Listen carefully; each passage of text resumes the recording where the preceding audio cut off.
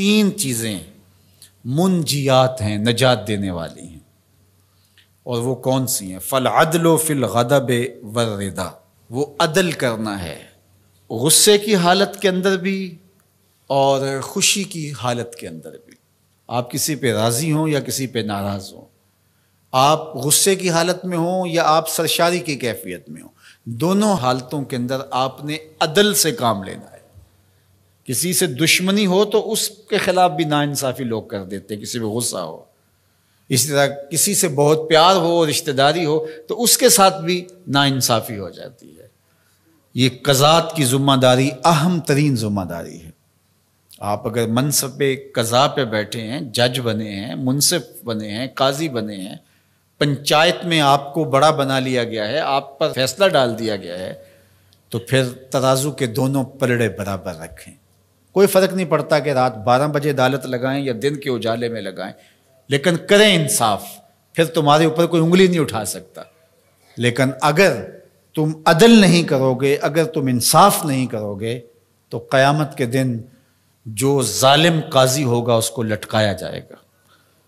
تو اس لیے ارشاد فرمایا کہ جو نجات دینے والی چیزیں ہیں وہ غصے کی حالت کے اندر بھی اور خوشی اور سرشاری کی کیفیت کے اندر بھی عدل کرنا۔ ایک عربی مقولہ ہے، الملک یدوم بالکفر ولا یدوم بالظلم، ملک کفر کے ساتھ تو قائم رہ سکتے ہیں لیکن ظلم کے ساتھ قائم نہیں رہ سکتے۔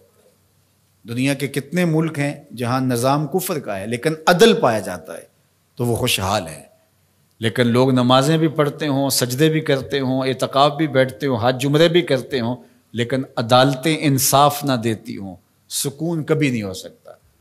عدل انصاف اگر قائم ہے تو ملک طمانیت کے نور سے مالا مال ہوتا ہے، ملک ترقی کرتا ہے، ملک آگے بڑھتا ہے، اور معاشرہ پرسکون ہو جاتا ہے اگر عدل و انصاف کا نظام موجود ہو۔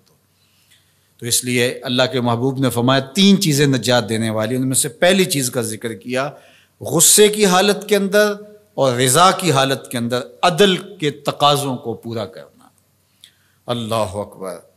والقصد فی الفقر والغنا، دوسری چیز فقر میں اور غنا میں، خوشحالی میں، آسودگی میں اور غربت میں، دونوں حالتوں کے اندر میانہ روی سے چلنا۔ یہ نہیں ہے کہ آپ کے پاس پیسے زیادہ آ گئے تو فضول خرچ بن جائیں، اور اگر جو ہے وہ حالات تھوڑے سے تنگ ہوئے ہیں تو بالکل ہی بخل کریں۔ دونوں حالتوں کے اندر میانہ روی کے ساتھ چلنے والا کبھی کنگال نہیں ہوتا۔ اللہ اکبر۔ والذین اذا انفقوا لم یسرفوا ولم یقتروا وکان بین ذلک قواما، فرمایا کہ وہ لوگ جب خرچ کرتے ہیں نہ تو فضول خرچی کرتے ہیں اور نہ ہی وہ بخل کرتے ہیں، بلکہ جو درمیان والا راستہ ہے اس راستے کو اختیار کرتے ہیں۔ تو درمیانی راستہ چلنے والا ہی سرخرو، کامیاب اور بامراد ہوتا ہے۔ اس لیے دونوں صورتوں کے اندر ارشاد فرمایا کہ میانہ روی کرنا۔ وخشیۃ اللہ فی السر والعلانیہ، اعلانیہ بھی اور مخفی بھی، دونوں حالتوں میں اللہ سے ڈرنا، یہ نجات دینے والی چیز ہے۔ جو لوگوں کے سامنے اللہ سے ڈرتا ہے اور مخفی جگہ پر جا کر کے اللہ سے نہیں ڈرتا تو وہ اعلانیہ طور پہ ریاکاری کر رہا ہے، اللہ سے نہیں ڈرتا۔ تو مخفی طور پہ بھی اللہ سے ڈرے اور اعلانیہ طور پہ بھی اللہ سے ڈرے۔ ان الذین یخشون ربہم بالغیب لہم مغفرۃ واجر کبیر، جو اللہ تعالیٰ سے بن دیکھے ڈرتے ہیں، اللہ جل شانہ نے ان کے لیے مغفرت بھی رکھی ہے اور بہت بڑا اجر بھی رکھا ہے۔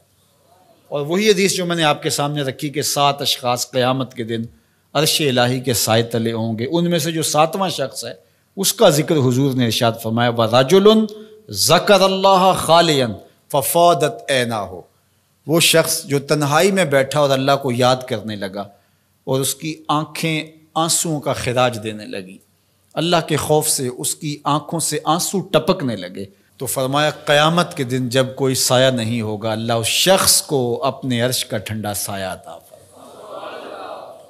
تو لوگوں کے سامنے آنسو بہانا اور تنہائی کے اندر آنکھوں کو نور ہی نصیب نہ ہو تو یہ ریاکاری ہے، اور ریاکاری تو ایک ایسا جرم ہے، ایک ایسا گناہ ہے جس کو شرک اصغر کہا گیا۔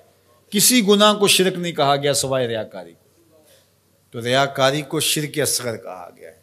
تو اعلانیہ طور پہ بھی اللہ سے ڈرو اور مخفی طور پہ بھی اللہ سے ڈرو، لیکن اگر خلوت اور جلوت میں فرق ہے تو یہ بدترین صورتحال ہے۔